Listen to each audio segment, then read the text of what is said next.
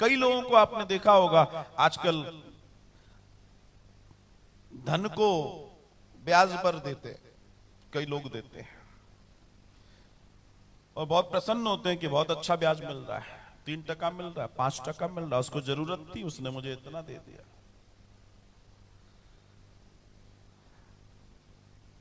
अनैतिक रूप से ब्याज लेने वाले लोग, मैं पढ़ रहा था साहब, इतने नरक हैं उसके लिए जिसकी आप कल्पना नहीं कर सकते, और जीते जी उसका जीवन भी नरक है।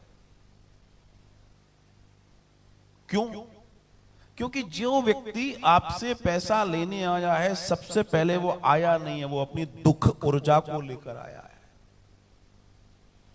और वो दुखी व्यक्ति आपसे जब पैसा ले रहा है तो उसके पास जब ताकत नहीं है तभी तो ले रहा है।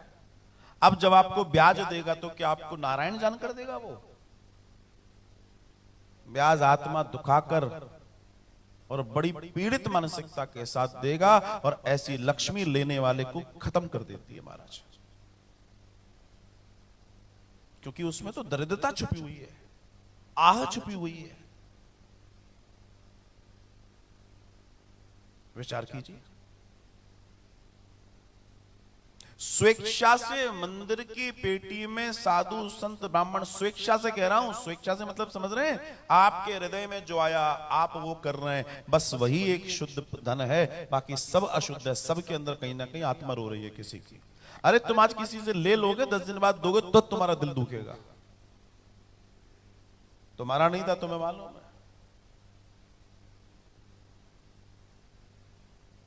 सोचिए आप, वो मुंगेरी लाल जा रहा था, सामने उसको चवन्नी दिखाई पड़ी, बोला हाँ, खुश हो गया,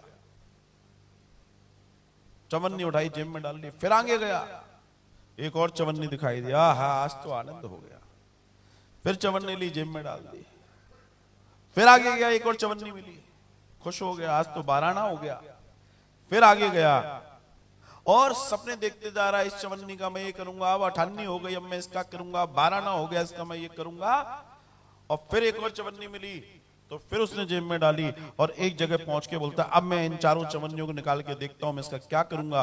पेड़ के नीचे बैठ के जेब में हाथ डाला, पजामे की जेब फटी थी,